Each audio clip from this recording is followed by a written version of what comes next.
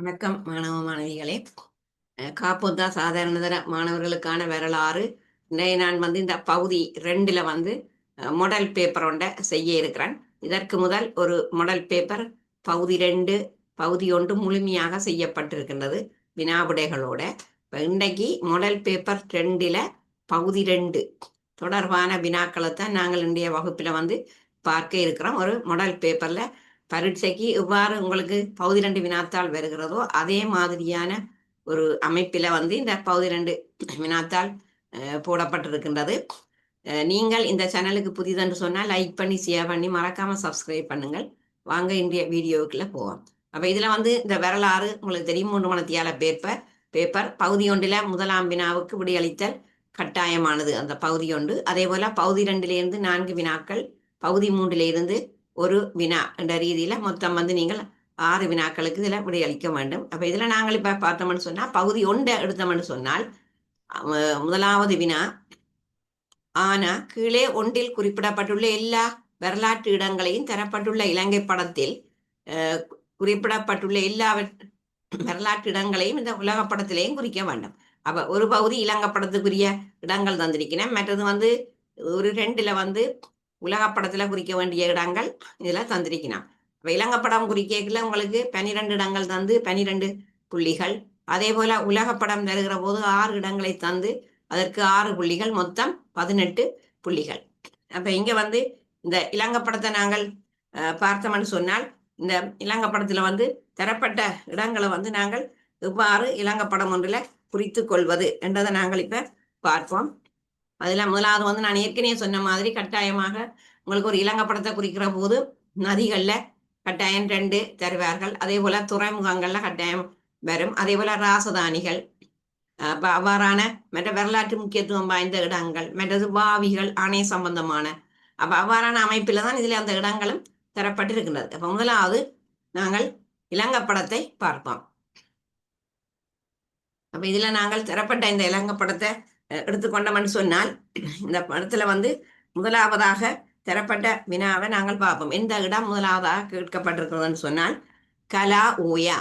அப்ப இதுல இந்த நதிகளோட சம்பந்தப்பட்டதாக இந்த இலங்கை படம் ஒன்று தந்திருக்கிறேன். முதலாவது கலா ஓயா. அப்ப முதலாவது நாங்கள் இந்த இடங்களை குறிக்கிற போது கட்டாயம் நதிகளை முதல் என்னென்ன நதி எந்தெந்த இடத்துல இருக்குதுன்னு தெரிஞ்சிருக்கணும். அவ்வாறு தெரிஞ்சிருந்தா மட்டும்தான் எந்த நதிக்கு கிட்ட இந்த இடம் வருமன்றது இலகுவாக இனம் காணலாம். அப்ப இதுல நாங்கள் இப்ப பார்ப்போம். இது புத்தளம். இதுல கலா ஓயா. இப்ப நாங்க நதியின் போக்கில இவ்வாறு கலா ஓயான்னு சொல்லி எழுதலாம், அல்லது அம்புக்குறி போட்டும் கலா ஓயா. அடுத்தது நாங்க பார்ப்போம் கல் ஓயா. இப்ப இவ்விடத்துல நாங்கள் எடுத்தோம்னு சொன்னால் அதாவது கல் ஓயா என்ற நதி இதுல காணப்படுகின்றது. அப்ப அந்த நதியின் போக்கில கல்லோயான்னு சொல்லி எழுதப்பட்டிருக்கின்றது. அதே போல 3வது இடம் ஜட்டிகள் பொத்த. அதாவது இந்த இலங்கை படத்துல ஜட்டிகள் பொத்த எந்த இடத்துக்கிட்ட வருதுன்னு சொன்னால் அதாவது இங்க நாங்கள் பார்த்தோம்னு சொன்னால் இது தெதிரு ஓயா. அதே நேரம் இது கலா ஓயா. இந்த தெதிரு ஓயாவுக்கும் கலா ஓயாவுக்கும் இடையில தான் இந்த ஜட்டிகள் பொத்த என்ற இடம் குறிக்கப்பட்டிருக்கின்றது. அதே போல மினிகாகல் ஹந்த. அப்ப இதுல நாங்கள் பார்த்தோம்னு சொன்னா இது இந்த நதி என்று பார்க்கணும். கும்புக்க நோயா. இந்த நதிக்கு பெயர் கும்புக்க நோயா. கும்புக்க ஓயா அவனுடைய இந்த மேற்கு கரையில கரை விளிம்புல இந்த மினிகாகல் ஹந்த அதுல அந்த இடத்தை குறித்திருக்கிறாள். அதாவது அதுல ஒரு வட்டம் போட்டு காட்டப்பட்டிருக்கிறது மினிகாகல் ஹந்த. அதே மாதிரி ஜம்புகோளப்பட்டினம், அது தெரியும் உங்களுக்கு, யாழ்ப்பாணம் மாவட்டத்துல இங்க இலங்கையினுடைய வடக்கு பகுதி. இது வடமுனைவு. அதே போல தென்முனைவு இலங்கை படத்துல. அப்ப இந்த வடமுனைவில இந்த இடம் தான் அந்த ஜம்புகோளப்பட்டினம். அப்ப இது பழைய பெயர். இப்ப நாங்கள் அதை சொல்றது காங்கேசன் துறை என்று சொல்லி சொல்றோம். அப்ப இது ஒரு துறைமுகம். இப்ப துறைமுகங்கள்ல ஏதாவது கட்டாயம் குறிக்க வரும். அதே போல தேவநகரம் இலங்கையில தென்முனைவை பார்ப்போம். அப்ப தென்முனைவை எடுத்தோம்னு சொன்னால் இது முதலில் இந்த நதி என்று பார்க்க வேணும். இது நில்வள கங்கை. அப்ப நில்வள கங்கையினுடைய கிழக்கு பக்கத்துல இருக்கு தேவநகரம். அப்ப இதுல இந்த நில்வள கங்கை இவ்வாறு காட்டப்பட்டிருக்கு. இதற்கு பக்கத்துல இந்த தேவநகரம் காட்டப்பட்டிருக்கின்றது. அதே போல திருகோணமலை. இப்ப இந்த இலங்கையில மிக நீளமான இந்த நதி மகாவலி அங்க போய் இங்கதான் கலக்கிறது திருகோணமலை கடல்ல. அப்ப இதுல நிறந்திட்டப்பட்ட இந்த பகுதி திருகோணமலையை குறிக்கின்றது. அதே போல மினிப்பே அணை. அதாவது இதுல சமாந்தர கோடு கொண்டு போட்டு காட்டப்பட்டிருக்கிறது. மகாவலி கங்கையில தான் இது போடப்பட்டிருக்கிறது. இந்த மினிப்பே அணைக்கட்டுன்னு சொல்றது. இந்த இடம் வந்து மினிப்பே அணை. அதே போல பராக்கிரம சமுத்திரம் மகாவலி கங்கையினுடைய மேற்கு கரையில இவ்வாறு கருப்பால நிறந்துட்டப்பட்டிருக்கிறது. இந்த பராக்கிரம சமுத்திரம் பராக்கிரம பாகம் என்னன்னா கட்டப்பட்டது. அதே போல மாத்தளை, இந்த மாத்தளை இடத்துல இருக்குன்னு சொன்னால், அதாவது வந்து நாங்கள் இதுல வந்து தெதிர் ஓயா காணப்படுகிறது. அதே நேரம் இங்கால வந்து நாங்கள் மகாவலி கங்கையினுடைய கிளையாறு, இந்த தெதிர் ஓயாவுக்கும் இந்த மகாவலி கங்கை இந்த மேற்கு பகுதியில மகாவலி கங்கையில வந்து இடத்துல இந்த மாத்தளை என்ற இடம் வந்து குறிக்கப்பட்டிருக்கின்றது. அதே போல மன்னர், மன்னரை நாங்கள் எடுத்தோம்னு சொன்னால் இந்த நதி வந்து மெல்வத்தோயா, மெல்வத்தோயாவுக்கு மேல இவ்விடத்துல வந்து நாங்கள் இந்த மன்னர் வந்து குறிக்கப்பட்டிருக்கின்றது. மன்னர். அதே போல காலி, இலங்கையின் தென் பகுதியில, அதாவது வந்து இங்க இவ்வாறான இடத்துல வந்து இது வந்து என்ன நதி என்று சொன்னால் ஜின் கங்கை. ஜின் கங்கை, இது நீள்வள கங்கை. ஜின் கங்கைக்கு பக்கத்துல இருக்கிறது. அதாவது ஜின் கங்கைக்கு கிழக்கு பக்கமாக எடுத்தோம்னு சொன்னா இங்க வந்து காலி குறிக்கப்பட்டிருக்கின்றது. அப்ப இவ்வாறு வந்து இலங்கை படத்துல 12 இடங்கள் வந்து தந்திருக்கணும். அப்ப இதை நீங்கள் இதை இனம் கண்டு குறிக்கலாம். அது மாதிரி இப்ப சில இடங்கள் இதுல இது வந்து கனகராயன் ஆறு, இதுல ஒரு குளம் இருக்குது. அந்த குளத்துக்கு பேர் இரணமடு குளம். அத மாதிரி இப்ப இங்க கல் ஓயாவில இதுல ஒன்று நிறந்துட்டப்பட்டிருக்கு. இதை நாங்க சொல்றோம் சேனநாயக்கா சமுத்திரம். அதே மாதிரி இங்க பராக்கிரம சமுத்திரம் நிறந்துட்டப்பட்டு இருக்கின்றது. அப்ப இவ்வாறு இந்த இலங்கை படத்துல 12 இடங்கள் இதுல சொல்லப்பட்டிருக்கின்றது. அடுத்தது நாங்க பார்ப்போம் உலகப்படம். அதுல வந்து 6 இடங்கள் போடப்பட்டு இருக்கின்றது. அந்த படம் வந்து மாறி வந்துட்டுது. அந்த உலக படத்துல வந்து அதாவது அதுல கவனிக்க விட்டுட்டேன். இது அந்த மற்ற பக்கமாக திருப்பித்தான் நாங்கள் இதை பார்க்க வேண்டும். அதை வேணும்னா நான் அதை அடுத்த வகுப்புல போடலாம். அந்த இலங்கை படம் வந்து மாறி இந்த போடப்பட்டிருக்கிறது. அந்த போட்ட அமைப்பு வந்து நேராக போட்டால் தான் உங்களுக்கு அதை விளங்கப்படுத்துற சுலபமா இருக்கும். அப்ப அதை நாங்கள் அடுத்த வகுப்பிலே அந்த உலக படத்தை பார்ப்போம். அடுத்தது நாங்கள் பார்ப்போம்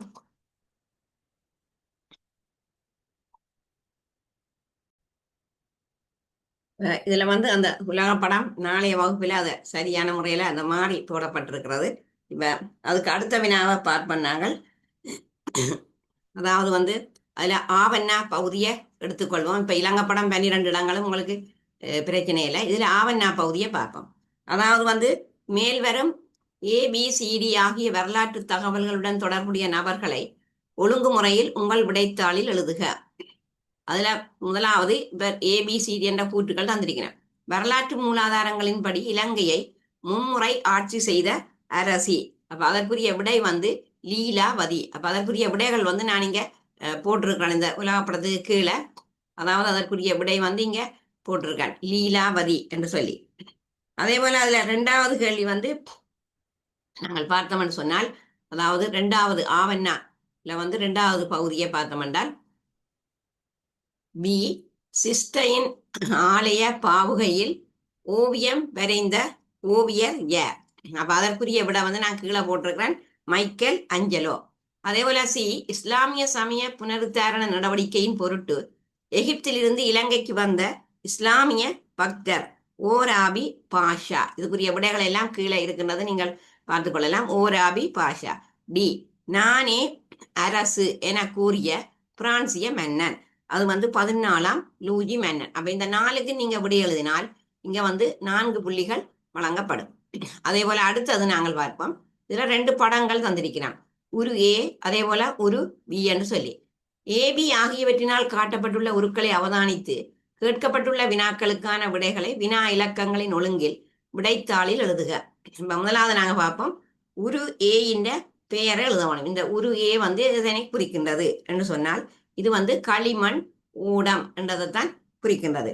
அப்ப இதுல 2வது எதற்காக இது பயன்படுத்தப்பட்டன்னு சொன்னா மனிதர்களின் அஸ்தி மட்பாண்டங்களில் இடப்பட்டு வைக்கப்பட்டமை. அப்ப இதுல வந்து அந்த அஸ்தி என்றது வந்து சாம்பலை குறிக்கும். மனிதர்களுடைய சாம்பல் மட்பாண்டங்கள்ல இடப்பட்டு வைக்கப்பட்டமை. இதனை உருவாக்குவதற்கு பயன்படுத்தப்பட்ட பொருள் என்ன? அது வந்து களிமண். அடுத்தது இந்த நிர்மாணம் எவ்விடத்தில் கண்டுபிடிக்கப்பட்டது என்று சொன்னா உடரஞ்சா மடம். அதற்குரிய விட வந்து உடரஞ்சா மடம். அத மாதிரி ஒரு பியில காட்டப்பட்டுள்ள நபரின் பெயரை எழுதுக. இந்த பியில உள்ள நபருடைய பேர் வந்து பெனிட்டோ முசோலினி. அதுல கீழையும் விடை இருக்கு, இதுலயும் இருக்கு. அவர் எந்த நாட்டின் ஆட்சியாளராக இருந்தார் என்று சொன்னால் இத்தாலி. அவர் அறிமுகம் செய்த அரசியல் முறை என்ன? அதாவது பாசிசவாதம். இப்ப ஹிட்லர் வந்து நாசிசவாத கொள்கை. இங்க வந்து முசோலினி அறிமுகம் செய்த அரசியல் முறை பாசிசவாதம். 4, இரண்டாம் உலக யுத்தத்தில் அவர் எந்த யுத்த அணியை பிரதிநிதித்துவப்படுத்தினார் என்று சொன்னா அச்சு நாடு அணியினை. அப்ப இவ்வாறு 2 படங்களை தந்துவிட்டு உங்களுக்கு இதுல 4 புள்ளிகள். இந்த 2க்கும் வந்து முழுமையாக 8 புள்ளிகள், 4 4 சொல்லி அதுல 8 புள்ளிகள் உங்களுக்கு அதுல வழங்கப்படும். அப்ப அதற்குரிய விடைகள் வந்து நீங்கள் இங்க நான் கீழே போட்டிருக்கிறேன். அதாவது அந்த களிமண் ஓடத்துக்குரிய அந்த விடைகள், அதே போல அந்த முசோலினின்ற படத்துக்குரிய விடைகள். இவ்வாறு நீங்கள் விடைத்தாள 1 2 3 சொல்லி இந்த விடைகளை எழுதலாம். அப்ப இங்க தனித்தனியா 4 புள்ளி, அந்த ஒரு ஏக்கு 4 புள்ளி, ஒரு பிக்கு 4 புள்ளிகள் என்று சொல்லி பார்க்கலாம். இனி நாங்கள் வந்து இதுல வந்து நாங்கள் அடுத்தது வினாவை பார்ப்போம். இந்த பகுதி 2 வளம் வந்து பகுதி 1. இனி நாங்கள் பார்க்க வேண்டிய கேள்வி என்னன்னு சொன்னால் பகுதி 2 வினாத்தாள்ல வந்து என்ன கேள்விகள் கேட்கப்பட்டிருக்கிறது. அப்ப இதுல பகுதி 2 பார்ப்போம். இலங்கை தொடர்பான தகவல்களை முன்வைத்த தேச சஞ்சாரிகள் மூவரின் பெயர்களை குறிப்பிடுக. அப்ப இதுல வந்து 18 புள்ளிக்குரிய வினாக்கள் தந்திருக்கிறோம். 3 4 5 6 சொல்லி. அப்ப இதுல இலங்கை தொடர்பான தகவல்களை முன்வைத்த, இது முதலாவது அலகு தரம் 10ல இந்த வரலாற்று மூலாதாரங்கள்ல அந்த முன்வைத்த தேச சஞ்சாரிகள் மூவரின் பெயர்கள். அப்ப அந்த தேச சஞ்சாரிகள் யாருன்னு சொன்னால் ஒன்று வந்து பாகியன், அதே போல இவன் பத்துத்தா. இங்க விடைகள் போடப்பட்டிருக்கிறது. ஒன்று பாகியன், இவன் பத்துத்தா, மற்றது வந்து கிங் சாங். அப்ப 3 பேற்ற பெயரும் வந்து எழுதினால் 3 புள்ளிகள்.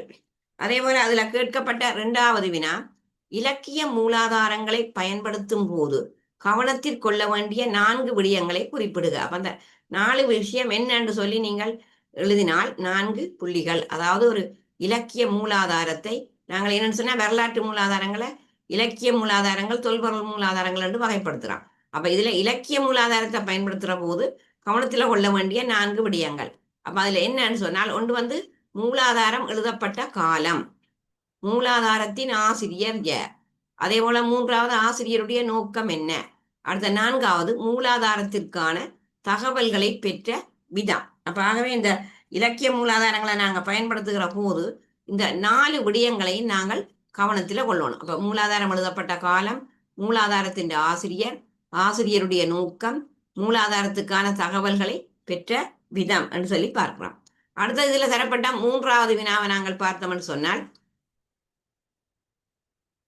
3வது வினா, ஆரம்ப வரலாற்று காலத்தில் குடியேற்றங்களின் பரம்பலில் தாக்கம் செலுத்திய 2 காரணிகளை விவரிக்குக. அதாவது ஆரம்ப வரலாற்று இது இலங்கையின குடியேற்றங்கள்ல தரப்பட்ட ஒரு வினா. அதாவது அலகு 2 10ஆம் ஆண்டு அந்த ஆரம்ப வரலாற்று காலத்துல குடியேற்றங்களின் பரம்பல்ல தாக்கம் செலுத்திய 2 காரணிகள் என்ன என்றதை நாங்கள் சொல்ல வேணும். அப்ப அதுல வந்து நாங்கள் பார்த்தோம்னு சொன்னால் ஒன்று வருடாந்த மழை வீழ்ச்சியின் அளவு.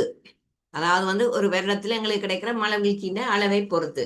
இப்ப இலங்கையை பொறுத்தவரை வந்து இந்த பல்வேறு விதமான மழை வீழ்ச்சிகள் கிடைக்குது. இப்ப பருவக்காற்று மழை, சூறாவளி மழை என்றெல்லாம், மேற்காவுக மழை என்றெல்லாம் கிடைக்குது. அப்ப எங்களுக்கு அந்த வருடாந்த மழை வீழ்ச்சியின் அளவு என்பது இதை வந்து தீர்மானிக்கிற ஒரு காரணியாக மக்கள் இந்த குடியேற்றங்கள் இந்த பெரம்பல்ல தாக்கம் செலுத்திய ஒரு காரணி மழை வீழ்ச்சியின் அளவு. அதே போல மண்ணினுடைய தன்மை என்றது மிகவும் முக்கியமானது.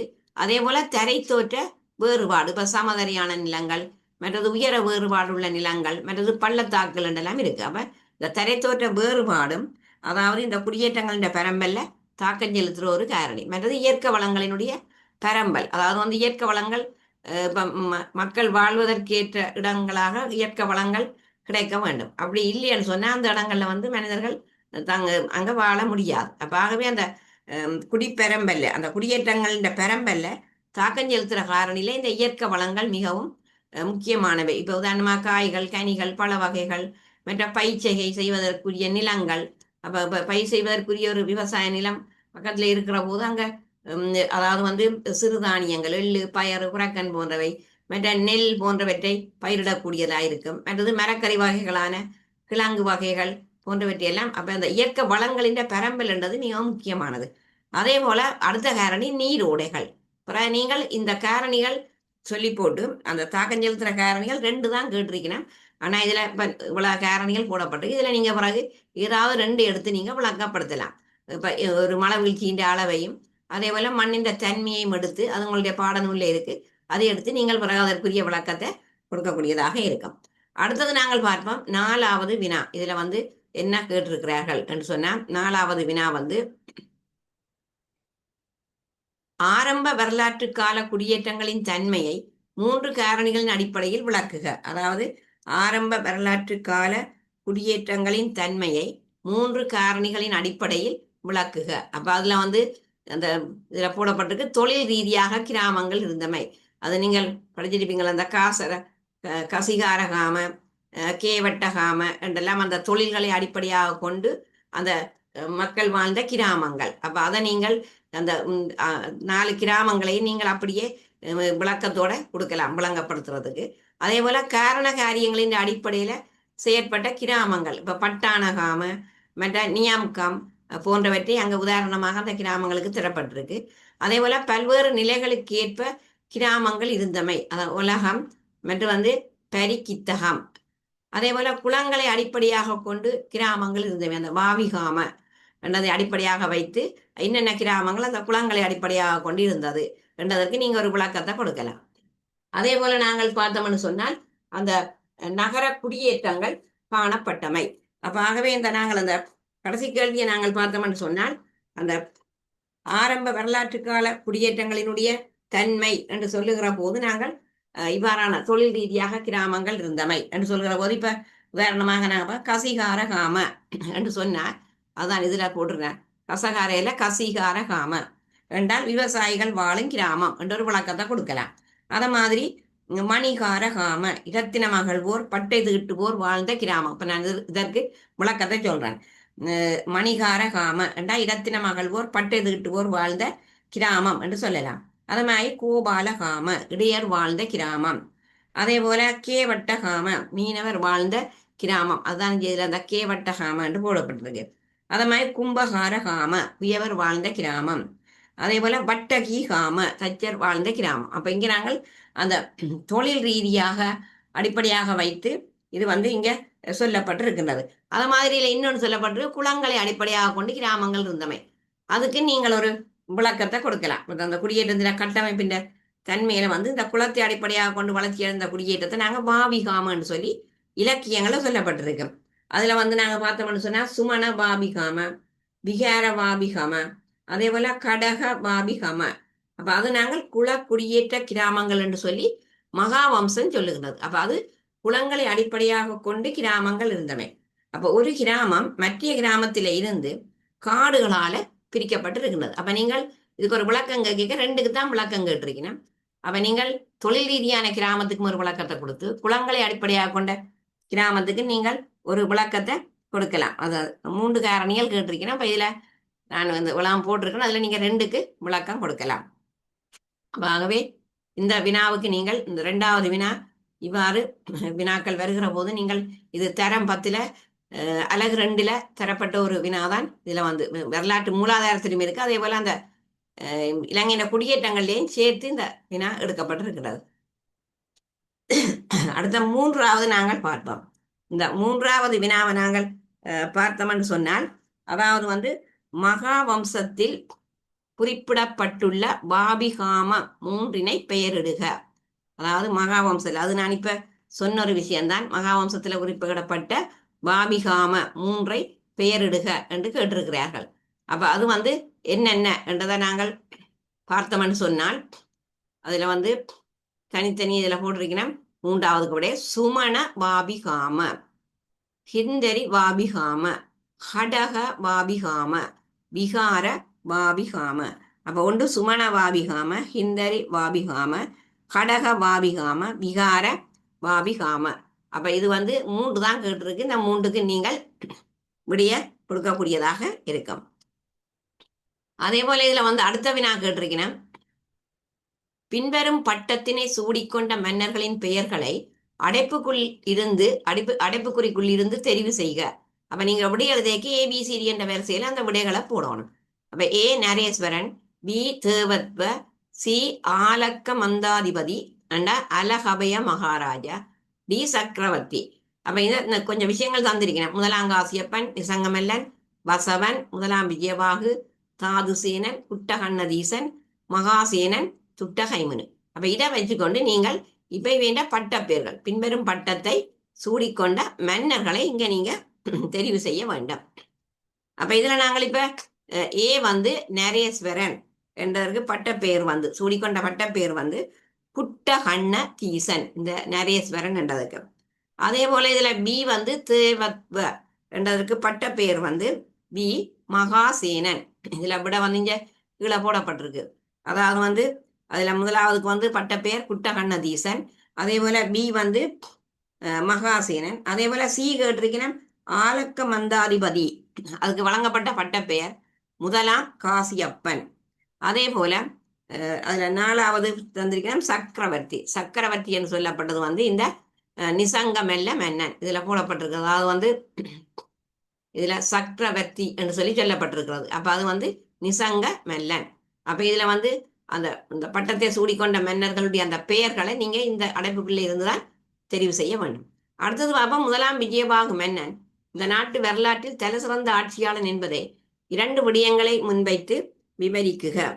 அதாவது வந்து இந்த முதலாம் விஜயபாகு மன்னன் ஒரு சிறந்த மன்னன், தலை சிறந்த ஒரு ஆட்சியாளர் என்றதுக்கு நீங்க அதுக்கு ஒரு ஆதாரங்கள் சொல்லணும். என்ன ஆதாரங்களை நாங்கள் சொல்லலாம்? அப்போ ஒன்று வந்து சோழர்களை தோற்கடித்து நாட்டை ஒன்றிணைத்தல். அப்ப ஆகவே அந்த முதலாம் விஜயபாகு வந்து சோழர்களை தோற்கடித்த ஒரு மன்னன். அதே மாதிரி இந்த புலனறுவியை தலைநகரமாக்கினவர் வராது. அதே போல நாட்டின் பாதுகாப்பின் பொருட்டு வெளிநாட்டு தொடர்புகளை கட்டி எழுப்புதல். அதே மாதிரி முதலாம் விஜயபாகு மன்னன் இந்த பௌத்த விகாரைகளையும் புனரமைத்தார். அதே போல நிர்வாகத்தை ஒழுங்கமைத்தமை. அப்போ இவ்வளவு வந்து இந்த முதலாம் விஜயபாகு மன்னனால மேற்கொள்ளப்பட்ட சில விடயங்கள் என்று நாங்கள் எடுத்துக்கொள்ளலாம். அதனாலதான் அந்த முதலாம் விஜயபாகு மன்னன் வந்து தலை சிறந்த மன்னன் என்று சொல்லி சொல்லப்படுகின்றது.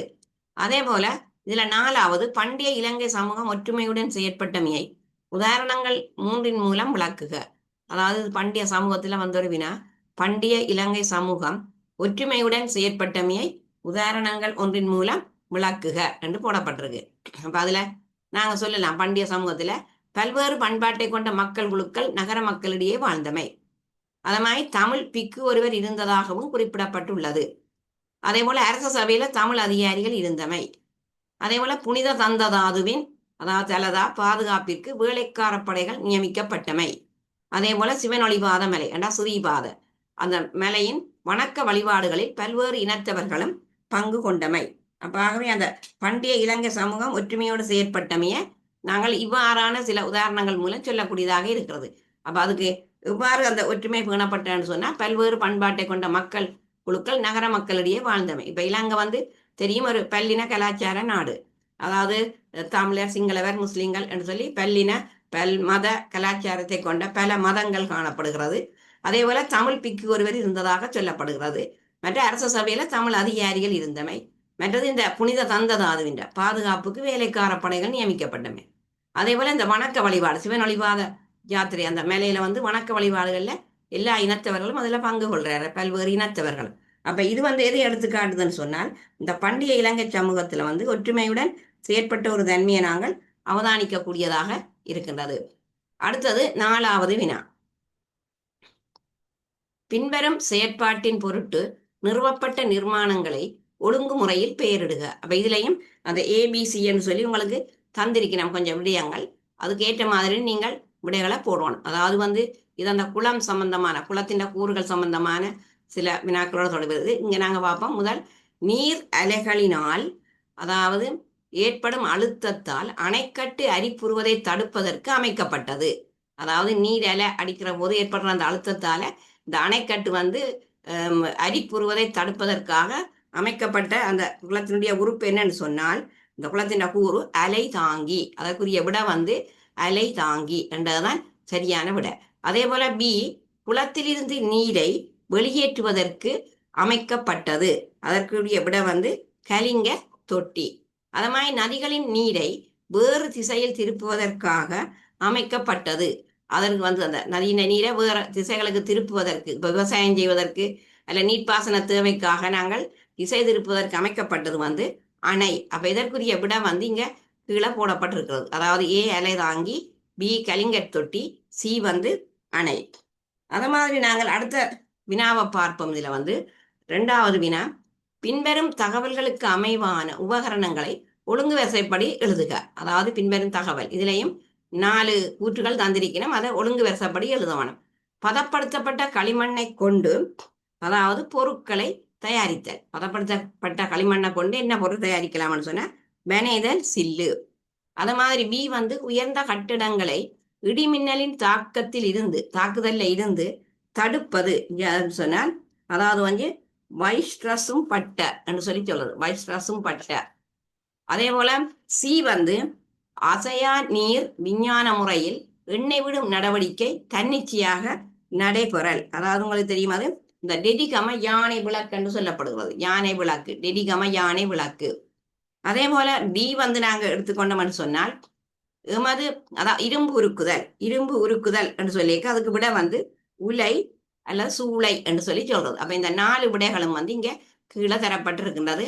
அதாவது வந்து அந்த இதுல திரும்ப சொன்னோம்னு சொன்னால், அந்த 4வது வினாவில வந்து நீர் அலைகளால் இந்த பதப்படுத்தப்பட்ட களிமண்ணை கொண்டு பொருட்கள் தயாரித்தல், அது வனைதல் சில்லு. அதே போல உயர்ந்த கட்டடங்களை இடிமின்னல் தாக்குதல்ல இருந்து தடுப்பது வந்து வைஸ்ட்ரஸும் பட்ட. அத மாதிரி அசையா நீர் விஞ்ஞான முறையில் எண்ணெய் விடும் நடவடிக்கை தன்னிச்சையாக நடைபெறல், அந்த டெடிகம யானை விளக்குன்னு சொல்லி இருக்கிறது. அந்த படத்தை தந்துட்டே கேள்விகள் வரலாம் பரீட்சைக்கு. அப்ப நீங்க அந்த படத்தை நீங்கள் பார்த்து கொள்ள வேண்டும், அந்த டெடிகம யானை விளக்கு என்றது. அதே போல இரும்பு உருக்குதல், அது வந்து டி உலை சூளை என்று சொல்லி சொல்லப்படுகின்றது. இனி நாங்கள் இதுல வந்து 3வது வினா என்னென்று பார்ப்போம். இலங்கையின் பண்டைய சமூகம் சுற்றாடலை பாதுகாக்கும் பொருட்டு கழிவுப் பொருட்களை அகற்றுவதில் கவனம் செலுத்தியமே 2 உதாரணங்களுடன் விவரிക്കുക. இப்ப இலங்கையின் பண்டைய சமூகம் வந்து இந்த சுற்றாடலை பாதுகாக்க கழிவுப் பொருளை அகற்றுவதில கவனம் செலுத்திய முறை, இவ்வாறு அந்த கழிவுப் பொருட்களை அகற்றுவதில் கவனம் செலுத்தினது என்றதை நாங்கள் எடுத்தோம்னு சொன்னா, ஒன்று குழாய் மூலம் அழுக்கு நீரை வெளியேற்றுதல். இப்ப உதாரணம் ஆளாகென பிரிவேனா. அது மாதிரி குளங்களின் அழுக்கு நீரை சுரங்க வாயில் தொகுதி மூலம் வெளியேற்றுதல். அதே போல மலசலம், குப்பை, நச்சு பொருட்கள் என்பன ஆற்று நீருடன் கலப்பதை தவிர்த்தல். அதே போல பாவித்த நீரை மீண்டும் வேறு தேவைகளுக்கு பயன்படுத்துதல். அப்ப இங்க வந்து நாங்கள் பார்த்தோம்னு சொன்னா, அந்த பண்டைய சமூகம் சுற்றாடலை பாதுகாக்கும் பொருட்டு கழிவுப் பொருட்களை அகற்றுவதில் கவனம் செலுத்தியமையே நாங்கள் இவ்வாறான சில உதாரணங்கள் மூலம், அதாவது குழாய்கள் மூலம் அழுக்கு நீரை வெளியேற்றுவது, அதுக்கு அந்த ஆளாகன பிரிவேனா என்று சொல்லப்படுகிறது. மற்ற குளங்களின் அழுக்கு நீரை சுரங்க வாயில் தொகுதி மூலம் வெளியேற்றுதல். அதே போல அந்த மலசலம், குப்பை, நச்சு பொருட்கள் என்பன ஆற்று நீருடன் கலப்பதை தவிர்த்தல். மற்ற இதில் பாவித்த நீரை மீண்டும் வேறு தேவைகளுக்கு பயன்படுத்தாது இருத்தல் என்று வரணும். இதுல இந்த பயன்படுத்தல் வேறு தேவைகளுக்கு பயன்படுத்தாது இருத்தல். அப்ப இது வந்து அந்த பண்டைய சமூகம் சுற்றாடலை பாதுகாக்கும் பொருட்டு அந்த கழிவுப் பொருளை அகற்றுவதில் இப்படியான விஷயங்கள்ல வந்து கவனம் செலுத்தி இருந்தது. அதே போல இதுல வந்து நாங்கள் 4வது வினாவை நாங்கள் பார்த்தோம்னு சொன்னால், அதாவது வந்து எமது முன்னோர் சிறந்த கட்டடக்கலை முறையை பின்பற்றினர் என்பதனை, அதாவது எமது முன்னோர் சிறந்த கட்டடக்கலை முறையை பின்பற்றினர் என்பதனை 3 விடயங்களின் மூலம் விளக்குக. அப்ப இதற்குரிய விடை வந்து இங்க இன்றைக்கு தரப்படவில்லை, நாளைய வீடியோவில் இதற்குரிய விடை போடப்படும். அப்ப நான் இதற்குரிய விடையை சொல்றேன். எமது முன்னோர் சிறந்த கட்டடக்கலை முறையை பின்பற்றினர் என்றதுக்கு நாங்கள் 3 ஆதாரங்கள் மூலம் அதை சொல்லலாம். அதாவது கட்டடத்தின் அடித்தளத்தை பலப்படுத்தும் பொருட்டு சுண்ணாம்பு கற்பாறைகள் இடப்பட்டு யானைகளால் மிதித்து மட்டமாக்கப்பட்டமை, அது உதாரணம் ருவான் வெலிசாய. 2வது, நீரை வெளியேற்றும் வடிகால்களை அமைக்கும் போது கட்டடத்தின் அடியில் நீர் தேங்கி நிற்காதிருத்தல். இப்ப உதாரணமா கருங்கல் படையொன்று இடப்பட்டு பிறகு நீரை வெளியேற்றுவதும் வடிகால் தொகுதிகளை அமைத்தலும். 3வது, கட்டடங்கள் அமைக்கும் போது தேவைக்கேற்ப அங்கங்களை சேர்த்தலும் பகுதிகளை பிரித்தலும், உதாரணம் ஆளாகன பிரிவேனா. 4, பௌதிக சூழலுக்கு அமைய பல்வேறு கட்டடங்களை அமைத்தல். உதாரணம் சிகிரிய அரச மாளிகை, பூங்கா, படிக்கட்டு. 5, சிலைகள் அமைக்கும் போது பாறையின் அமைப்பிற்கேற்ப சிலைகளை வடிவமைத்தல். 6, குகை விகாரைகளில் சயன சிலைகளை வடிவமைத்தல் தொடர்பாக விசேட கவனம் செலுத்தப்படுதல். அப்ப அவைகளை மழை நீரில் இருந்து பாதுகாக்க நடவடிக்கை எடுக்கப்பட்டமை. அப்ப இவ்வளவும் வந்து இந்த எமது முன்னோர் அந்த சிறந்த கட்டடக்கலை முறையை பின்பற்றினர் என்பதற்கு இவ்வளவு 6 விடயங்கள் இதுல வந்து சொல்லப்பட்டிருக்கின்றது. அப்ப நீங்கள் அதில் இப்ப எங்களுக்கு கேட்டது 3 விடயங்கள் தான். அப்ப இதற்குரிய விடைகள் வந்து நாளைய வீடியோவில் வந்து இந்த 4வது கேள்விக்கான விடை இன்று இதுல போடப்படவில்லை. நாளைக்கு அதுல தொடர்ச்சியாக 5வதுல இருந்து வினாக்கள் 6, 7 என்பது தொடர்ந்து 9 வினாக்கள் இந்த வினாத்தாளில் இருக்கின்றது. அந்த 9 வினாக்களும் செய்யப்படும். அப்ப இதற்குரிய விடை நாளை போடப்படும். அதே போல அந்த உலகப்படம் கொஞ்சம் மாறி அதுல போடப்பட்டிருக்கிறது. அதாவது வந்து அதை சரியான முறையில நீங்கள் அந்த பார்க்கக்கூடிய மாதிரி அந்த ஐரோ ஆசிய படம், அப்ப அதுவும் திருத்தி அமைக்கப்பட்டு அந்த உலகப்படம் திரும்ப போடப்படும். ஆனபடியால நீங்கள் இந்த பரீட்சைக்கு ஓரளவுக்கு நாங்கள் எதிர்பார்க்கக்கூடிய விதத்துல இந்த குளக்கட்டுகள் தொடர்பாகவும் இந்த முறை வந்து வினாத்தாள்ல நாங்கள் இப்படியான சில வினாக்களை எதிர்பார்க்கலாம். இந்த குளத்தின் கூறுகள் தொடர்பாக இப்படியான சில கூற்றுகளை தந்துட்டு வினாக்கள் கேட்கலாம். அப்ப அதற்காக இந்த வினா இதுல போடப்பட்டிருக்கின்றது. அதே போல வந்து இப்ப அந்த இலங்கை தொடர்பான அந்த வரலாற்று மூலாதாரங்கள் மற்ற இலங்கையின் குடியேற்றங்கள் சம்பந்தமாக முன் வரலாற்று காலம் அப்படியானதுகள்ல ஆரம்ப வரலாற்று கால குடியேற்றங்கள் கடந்த ஆண்டு பரீட்சையில வந்து இந்த வினாக்கள் வரவில்லை. இப்படியான மூலாதாரங்கள் அதாவது இலங்கையின் குடியேற்றங்களையும் வினாக்கள் பகுதி 2ல கேட்கப்படவில்லை. ஆனபடியால இந்த முறை பரீட்சையில வந்து அப்படியான அந்த முன் வரலாற்று காலம் ஆரம்ப வரலாற்று காலம் தொடர்பான அந்த குடியேற்றங்களையும் பகுதி 2ல வினாக்கள் வரலாம் என்று எதிர்பார்க்கலாம். அப்ப ஆனபடியால அந்த பாடங்களையும் நீங்கள் கொஞ்சம் கூடிய கவனம் எடுத்து செய்கிற போது இந்த பகுதி 2ல நீங்கள் நிறைய புள்ளிகளை நீங்கள் பெற்றுக்கொள்ளக்கூடியதாக இருக்கும். அதே போல அந்த குளத்தின் நீர்ப்பாசன தொழில்நுட்பம் என்ற அலகிலையும் வந்து இந்த குளத்தின் கூறுகளை நீங்கள் முழுமையாக தெரிந்து வைத்திருக்கணும். மற்ற அந்த ஒவ்வொரு குளங்களை யார் யார் மன்னர்கள் கட்டினார்கள், மற்றது அந்த என்னென்ன வாவியே இந்த மன்னனோட தொடர்புடையது, அப்ப அந்த விஷயங்களும் இந்த முறை பரீட்சையில எதிர்பார்க்கலாம். அப்ப அதுகளையும் நீங்கள் கூடிய அளவில் படித்து அதுல பயிற்சி பெறக்கூடியதாக இருக்கும். இந்த வீடியோவின் தொடர்ச்சி வந்து நாளைய வகுப்பில தொடர்ந்து செய்யப்படும். எனவே இந்த வீடியோ உங்களுக்கு பிடிச்சிருந்தால் லைக் பண்ணி ஷேர் பண்ணி மறக்காம சப்ஸ்கிரைப் பண்ணுங்க. நன்றி.